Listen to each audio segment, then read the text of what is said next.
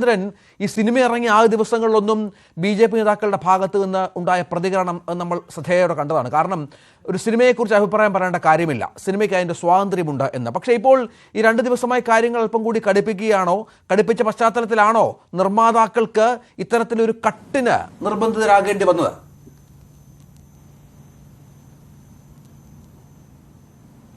രഞ്ജിത്തെ, ഭാരതീയ ജനതാ പാർട്ടിയെ സംബന്ധിച്ചിടത്തോളം ഈ സിനിമ ഇറങ്ങിയ നിമിഷം മുതൽ ഈ നിമിഷം വരെയുള്ള ബി.ജെ.പിയുടെ നിലപാടിൽ അണുകിട മാറ്റം വന്നിട്ടില്ല. സിനിമ ഒരു കലാരൂപമാണ്. സിനിമയെക്കുറിച്ച് അഭിപ്രായം പറയേണ്ടത് ശ്രോതാക്കളാണ്. അതിന് ശ്രോതാക്കൾ വിലയിരുത്തട്ടെ. അത് തെറ്റും അവർക്ക് സത്യസന്ധവും അല്ലെങ്കിൽ അതിൻ്റെ പ്രതികരണം ജനങ്ങളുടെ ഭാഗത്തുനിന്നുണ്ടാവേണ്ടതാണ്. അത് സിനിമയുടെ വഴിക്ക് വിടുക, അത് രാഷ്ട്രീയത്തിൻ്റെ വഴി പോകട്ടെ എന്നുള്ളതാണ് ഈ കാര്യത്തിൽ ബി.ജെ.പിയുടെ നിലപാട്.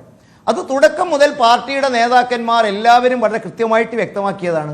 ഇന്നും അത് ആ നിലപാടിൽ നിന്നും ബി.ജെ.പിയെ സംബന്ധിച്ചിടത്തോളം അണുകിട മാറ്റം നമ്മൾ വരുത്തിയിട്ടില്ല. പക്ഷേ ഇന്ന് നമ്മൾ എത്തിയിരിക്കുന്ന ഒരു മുഹൂർത്തമുണ്ട്. ആത്യന്തികമായിട്ട് ഒരു സിനിമയെ വിലയിരുത്തേണ്ടത് ആരാണ്? ആത്യന്തികമായി ഒരു സിനിമയുടെ മൂല്യങ്ങളെ അളക്കേണ്ടത് ആരാണ്? ആത്യന്തികമായിട്ട് ഒരു സിനിമയെ സ്വീകരിക്കേണ്ടത് ആരാണ്? അത് ശീതീകരിച്ച മുറിയിലിരുന്ന് സംസാരിക്കുന്ന നിങ്ങളും ഞാനുമോ രാഷ്ട്രീയക്കാരോ അല്ല. പകരം അതിൻ്റെ പ്രേക്ഷക സമൂഹമാണ്, അനുവാചക സമൂഹമാണ് അതിനെ വിലയിരുത്തേണ്ടത്. സ്വാഭാവികമായിട്ടും അവർ 2 കൈയും നീട്ടി സ്വീകരിക്കുമ്പോൾ ആ സിനിമ ഒരു വിജയമാവുകയും, അതല്ല അത് സമൂഹത്തിന് നൽകുന്ന സന്ദേശം കുറ്റമറ്റതാവാതിരിക്കുകയും തെറ്റുകൾ നിറഞ്ഞതാവുകയും തിരുത്തപ്പെടേണ്ടതാണ് എന്ന് ബോധ്യപ്പെടുത്താൻ ജനാധിപത്യപരമായ രീതിയിലുണ്ടായിരുന്ന ഒരു പ്രതികരണമാണ് ഇന്ന് നടന്നത്. സ്വാഭാവികമായിട്ടും സിനിമയുടെ നിർമ്മാതാക്കൾക്കും അതിൻ്റെ അണിയറ പ്രവർത്തകന്മാർക്കും ഒരു തിരിച്ചറിവുണ്ടായിരിക്കുന്നുവോ എന്നാണ് ഇന്ന് നമ്മൾ സംശയിക്കേണ്ടത്. ജയചന്ദ്രൻ പൃഥ്വിരാജിന്റെ അടക്കം വിദേശ ബന്ധങ്ങൾ അന്വേഷിക്കണമെന്ന് ആവശ്യപ്പെട്ടത് യുവമോർച്ചയുടെ സംസ്ഥാന സെക്രട്ടറി കൂടിയായ ശ്രീ ഗണേശാണ്. താങ്കൾ ശ്രദ്ധിച്ചിരുന്നോ?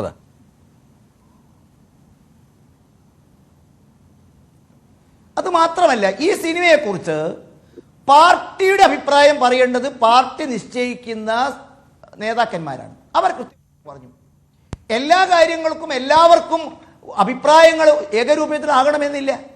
വ്യക്തിപരമായി ഇത്തരം അഭിപ്രായങ്ങൾ പറയാനും സ്വീകരിക്കാനും അത് വെളിപ്പെടുത്താനുള്ള സ്വാതന്ത്ര്യം എല്ലാവർക്കും ഉണ്ട്. താങ്കൾ ഈ പറഞ്ഞ വിഭിന്നമായിട്ടുള്ള അഭിപ്രായങ്ങളുള്ളവരുണ്ട്. ഭാരതീയ ജനതാ പാർട്ടിയുടെ കേരള ഘടകത്തിന്റെ അഭിപ്രായം ഇറങ്ങിയ അന്ന് തന്നെ സംസ്ഥാന അധ്യക്ഷൻ വളരെ വ്യക്തമായി പറഞ്ഞു. ഏറ്റവും അവസാനം ജനറൽ സെക്രട്ടറി M.T. രമേശിന് ശേഷം ഇന്ന് മുൻ സംസ്ഥാന അധ്യക്ഷൻ കോഴിക്കോട്ട് വെച്ചും അർത്ഥശങ്കയ്ക്കിടയില്ലാത്ത വിധം വ്യക്തമാക്കി, സിനിമയുടെ വഴിക്ക് വിടുക, അത് പ്രേക്ഷക ലോകം വിലയിരുത്തട്ടെ, അവരുടെ പ്രതികരണങ്ങൾ അറിയേണ്ടവരറിയട്ടെ. ആത്യന്തികമായിട്ട് സെൻസർഷിപ്പ് എന്ന് പറയുന്നത് പൊതുസമൂഹമാണ്. ആ പൊതുസമൂഹത്തിന്റെ സെൻസർഷിപ്പിൽ അതിൻ്റെ അണിയറ പ്രവർത്തകർക്ക് ഒരു കാര്യം തിരുത്താൻ അവർക്ക് ഒരു ബോധം വന്നിരിക്കുന്നു. അവർ അവരുടെ തെറ്റ് തിരിച്ചറിഞ്ഞിരിക്കുന്നു. ഏറ്റവും നല്ല തിരിച്ചറിവ് അത് തന്നെയല്ലേ? ഇത് ഏതെങ്കിലും ഒരു രാഷ്ട്രീയ പാർട്ടിയോ മറ്റുള്ള ആളുകളോ സമ്മർദ്ദത്തിന് വഴങ്ങിയിട്ടാകുമായിരുന്നെങ്കിൽ എന്തൊക്കെ ബഹളം കേരളത്തിൽ ഉണ്ടാകുമായിരുന്നു. കേരള സ്റ്റോറിക്ക് കിട്ടിയ അനുഭവം, കാശ്മീർ ഫയലിനോട് ചിലർ കാണിച്ച ആഭിമുഖ്യം, TPയുടെ 51 വെട്ട് കേരളത്തിലെ സിനിമാ തിയേറ്ററുകൾ നടത്താൻ അനുവദിക്കില്ലെന്ന് പറയുന്ന ഇവരൊക്കെയാണ് ഇന്ന് ആവിഷ്കാര സ്വാതന്ത്ര്യത്തെക്കുറിച്ചൊക്കെ വാദോരാതെ പ്രസംഗിക്കുന്നത്, മറ്റാരോ പറയാത്ത കാര്യങ്ങൾ പറഞ്ഞു എന്ന് പറയുന്നത്. ഞങ്ങളുടെ നിലപാട് രഞ്ജിത്തെ വളരെ ക്ലിയറാണ്. സിനിമയുടെ വഴിക്ക് വിടുക, പ്രേക്ഷക ലോകം അതിന് വിലയിരുത്തട്ടെ. സിനിമയുടെ വഴിക്ക് വിടുക എന്ന് പറയുമ്പോൾ ഈ നിർമ്മാതാക്കൾ എടുത്ത തീരുമാനം, അതായത് 17 കട്ടുകളാണ് നമുക്കറിയാം. അതിലെ വില്ലന്റെ പേരൊക്കെ നമുക്കറിയാം, കേരളീയ സമൂഹം ചർച്ച ചെയ്യുന്നതാണ്. അത് ആരെയൊക്കെ സൂചിപ്പിക്കുന്നു, എന്താണ് ലക്ഷ്യം വെച്ചത് എന്നൊക്കെ പലതരത്തിലുള്ള വ്യാഖ്യാനങ്ങൾ ഇതുമായി ബന്ധപ്പെട്ട് വരുന്നുണ്ട്. ഗുജറാത്ത് കലാപവുമായി ബന്ധപ്പെട്ട നിരീക്ഷണങ്ങളുണ്ട്. അപ്പോൾ ഇങ്ങനെ ഒരു മാറ്റം വരുമ്പോൾ ഈ സംഗതികളെല്ലാം ഒഴിവാക്കിക്കൊണ്ടുള്ള ഒരു സിനിമയാണ് നിങ്ങളുമൊക്കെ ആഗ്രഹിക്കുന്നത് എന്നുള്ളതാണോ?